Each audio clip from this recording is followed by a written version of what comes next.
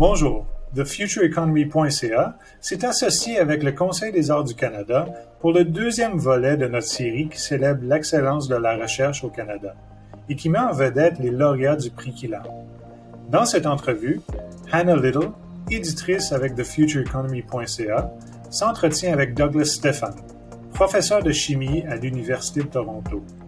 Il parle de l'importance de ces découvertes pour les produits que nous fabriquons et consommons, comment le Canada peut améliorer la façon dont nous commercialisons la recherche qui sort de nos universités, et le professeur Stephan décrit sa vision pour un programme scientifique d'élite au Canada.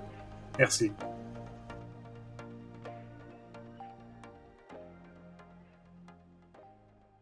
Merci beaucoup d'être avec nous. Vous êtes l'un des 5 lauréats du prix Killam pour 2021. Félicitations. En termes simples, pouvez-vous brièvement expliquer votre domaine d'études? Généralement, tout ce que nous consommons, tout ce que nous fabriquons en tant que société provient de matières premières. Et afin de convertir ces matières premières en quoi que ce soit que nous produisons, qu'il s'agisse d'un produit pharmaceutique ou d'un produit chimique agricole, ou d'un morceau de caoutchouc ou d'un morceau de plastique, peu importe ce que nous fabriquons, généralement, il y a une étape dans le processus qui nécessite ce qu'on appelle un catalyseur. Et au cours des 100 dernières années, ces catalyseurs ont toujours été des métaux de transition. Ce sont des métaux qui sont souvent chers, rares et ont une empreinte carbone très élevée. Ce que nous avons découvert il y a 15 ans, c'est que nous pouvions reproduire la réactivité de ces catalyseurs en utilisant des combinaisons simples d'éléments qui sont beaucoup plus courants, comme le carbone, l'oxygène, l'azote, le bore, le phosphore, ce genre d'éléments. Donc, c'est un moyen de changer la façon dont nous fabriquons les choses et de convertir les matières premières en produits en réduisant notre empreinte carbone en même temps.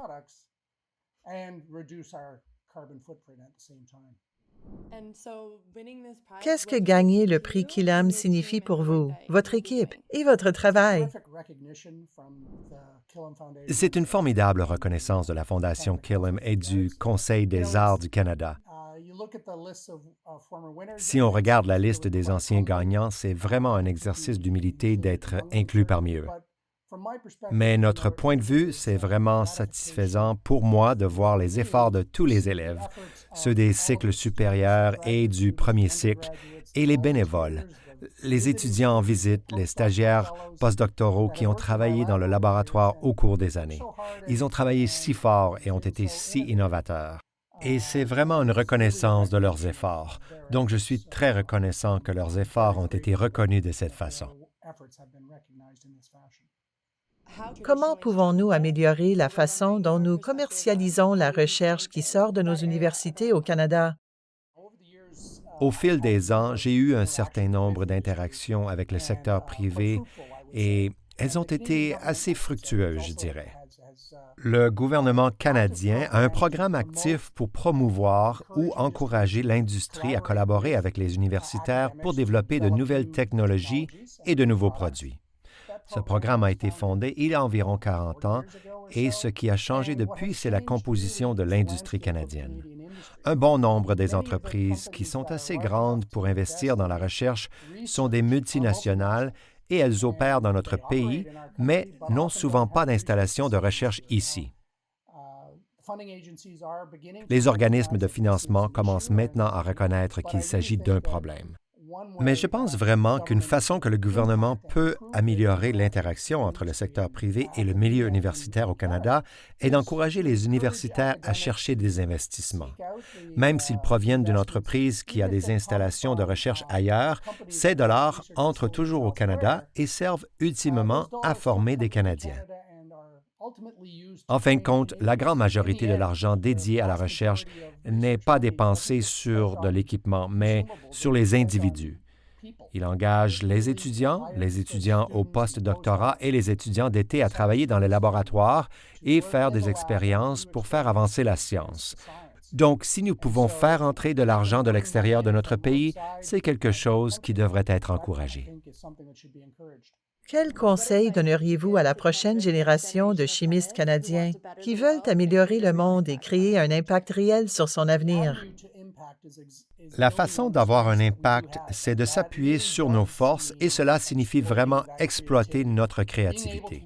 Être en mesure d'examiner un problème chimique et de pouvoir le regarder d'une façon complètement différente de la plupart des personnes est ce qui nous distingue.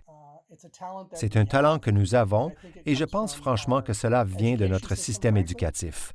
De l'école primaire droit jusqu'aux études supérieures, nous favorisons la créativité d'une certaine façon. Il n'est pas clair pour moi comment nous le faisons, mais il semble que ce ressort très fortement. Donc, je dirais aux jeunes scientifiques d'aujourd'hui de choisir un défi auquel ils pensent pouvoir contribuer, mais de toujours se demander comment ils peuvent améliorer la science et comment ils peuvent réaliser quelque chose d'inattendu, mais révélateur. Je crois que c'est un conseil important.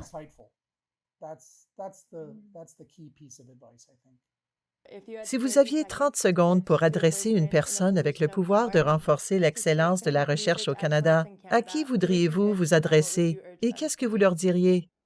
Je ferai un pitch au Premier ministre et je dirais, Premier ministre Trudeau, au Canada, nous avons une approche à 2 niveaux pour le sport.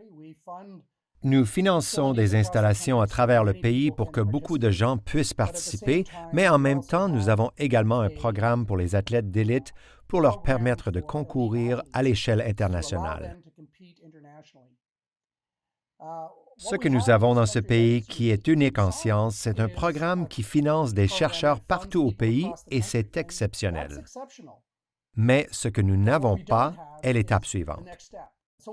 Nous pouvons supporter les jeunes chercheurs pour qu'ils soient en mesure de concourir, mais nous n'avons pas de programme qui leur donne les ressources et l'envergure d'opération pour concourir au niveau international.